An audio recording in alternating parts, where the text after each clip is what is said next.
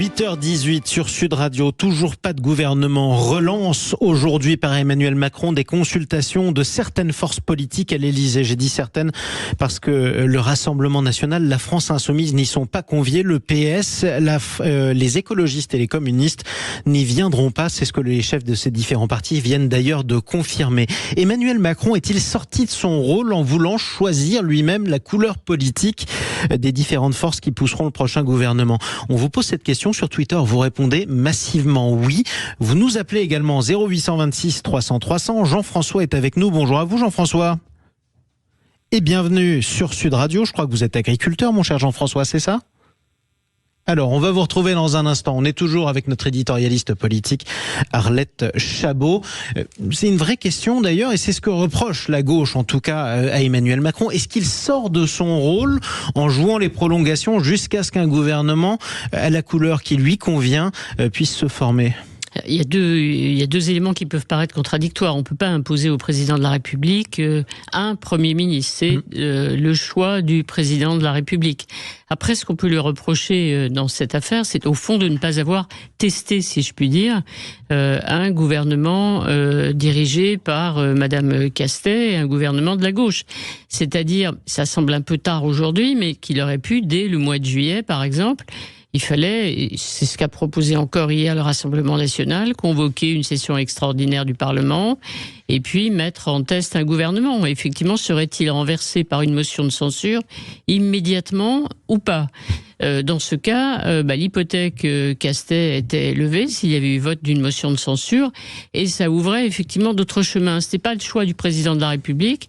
Il craignait en tout cas qu'il y ait un délai entre la nomination et cette motion de censure, délai pendant lequel un gouvernement de gauche aurait par décret pu, par exemple, effectivement modifier le niveau du SMIC ou par décret suspendre l'application de la réforme des retraites. C'était ce qu'avait demandé d'ailleurs Jean-Luc Mélenchon dès le soir du second tour des législatives, peu après 20h. Donc pas de risque, et en plus un doute sur la sincérité du Rassemblement national, c'est-à-dire voterait-il ou non immédiatement la censure comme il le dit. Donc ces deux éléments ont fait qu'Emmanuel Macron n'a pas fait ce choix du test d'un gouvernement du nouveau Front populaire. Donc c'est lui qui a décidé, en écoutant effectivement ce qu'ont dit les groupes parlementaires, une censure serait votée, donc c'est pas la peine de prendre le risque de nommer ce gouvernement. Ce qu'il n'a jamais voulu faire, effectivement. Oui, d'ailleurs, cette chronique s'appelle « Mettez-vous d'accord ». C'est en substance le message qu'a lancé Emmanuel Macron aux différentes forces politiques. On est avec Jean-François qu'on a retrouvé. Jean-François, bonjour. Oui, bonjour. Merci. Au 0826 300 300, vous êtes le bienvenu, Jean-François. Vous êtes sur Sud Radio, vous êtes ici chez vous. Vous nous appelez d'où d'abord ? Je vous appelle de la Drôme. De la Drôme, bon c'est magnifique. Jean-François, est-ce qu'Emmanuel Macron a raison de fermer la porte, même de la claquer quand on lit son communiqué au nouveau Front populaire pour Matignon ? Mais bien sûr que non, il a absolument tort. Le problème c'est que il se met depuis le départ en surplomb de la parole qu'il a donnée au peuple. En République, il y a une seule chose de sacré. On n'a pas de pouvoir de droit divin. En République, il y a une seule chose de sacré, c'est le peuple. Rien n'est au-dessus du peuple, et pas même le président de la République. Et ensuite, il y a une règle du jeu. Et on peut pas changer la règle du jeu pendant le jeu. On l'a vu pendant les Jeux Olympiques.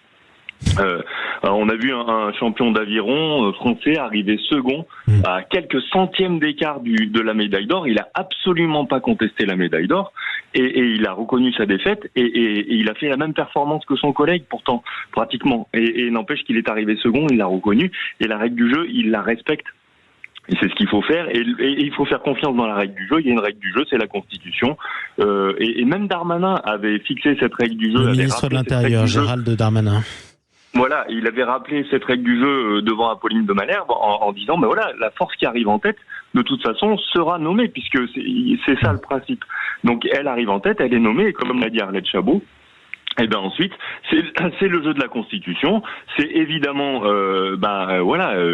forcément, Lucie Castet aurait pas, le gouvernement éventuel de Lucie Castet va pas rester très longtemps devant le Parlement. L'instabilité gouvernementale, c'est pas ça l'instabilité institutionnelle. La gravité, c'est l'instabilité induite par le comportement de Macron qui surinterprète excessivement son pouvoir et le pouvoir qu'il a eu par l'élection présidentielle. et qui lui risque d'entraîner une instabilité beaucoup plus grave. Et pour le coup, il faut faire confiance. De toute façon, la règle du jeu, elle existe, donc on peut pas la changer pendant le cours du jeu, c'est pas possible. Alors, et ça, voilà. Oui. Et là, le danger de l'instabilité, il vient d'Emmanuel Macron. Arlette Chabot l'a plus ou moins dit en filigrane, mais c'est ça. Alors justement, c'est une question qu'on pourrait se poser à Arlette Chabot. Est-ce que cette manière de refuser le gouvernement du nouveau Front populaire n'est pas un cadeau fait par Emmanuel Macron à la France insoumise ? Un cadeau, si on veut, mais en tout cas, je crois surtout qu'il y a un pari qui peut ne pas être gagnant, jamais gagnant dans cette affaire depuis le début, c'est que Emmanuel Macron et une partie de la majorité sortante pensent que cette union de la gauche ne tiendra pas. La NUPES avait éclaté, il y a eu le nouveau Front populaire, nécessité fait loi, des élections législatives. Ouais. Il y a un accord qui a été conclu effectivement difficilement, parce qu'on sortait d'européennes où les mots avaient été durs entre la liste de Raphaël Glucksmann, et ceux-ci soutenus par les socialistes, et puis en face la France insoumise. Donc il y a l'idée que la gauche ne tiendra pas, qu'il y a notamment une contestation au sein du Parti socialiste. Il y a des minoritaires qui ne sont pas d'accord avec cette alliance avec la France insoumise. Donc il y a l'idée que ça va pas marcher, ça va pas durer. Sauf que ça a tenu pour les législatives, parce que chacun sait que s'il n'y avait pas eu cette alliance, il n'y aurait pas eu de groupe pour les écologistes, pour les socialistes, et peut-être pas pour les insoumis. Oui. En tout cas, la victoire n'aurait pas été effectivement aussi forte pour les insoumis, pas autant de parlementaires. Donc elle tient, et en plus il y a une volonté des électeurs de gauche que cette alliance résiste, tienne, ait lieu et soit soutenue. C'est l'émotion. Et le mot, évidemment, le nouveau Front populaire, 36, la référence, quand il y a la menace, on l'a dit 50 fois, c'est très important. Dernière Donc, question pour l'instant, elle tient. Qui est importante malgré tout, parce que si le nouveau Front populaire a plus de députés que les autres, il est quand même arrivé deuxième au premier tour, et il n'est pas loin devant au second tour. Est-ce qu'il y a vraiment une majorité dans l'opinion publique pour un gouvernement qui mène une politique de gauche ? C'est pas le cas. Non, mais l'idée, c'est qu'on a entendu des mots. Lucie Casset, qui était assez consciente quand même de la situation, avait dit qu'il y aurait recherche de compromis, de discuter avec d'autres groupes parlementaires. Donc, ce qu'on peut reprocher au président de la République, ce n'est pas de constater qu'effectivement, la gauche n'a pas de majorité absolue. Loin de là, il y a 100 sièges qui lui manquent pour avoir la majorité absolue. C'est la coalition qui arrive effectivement en tête.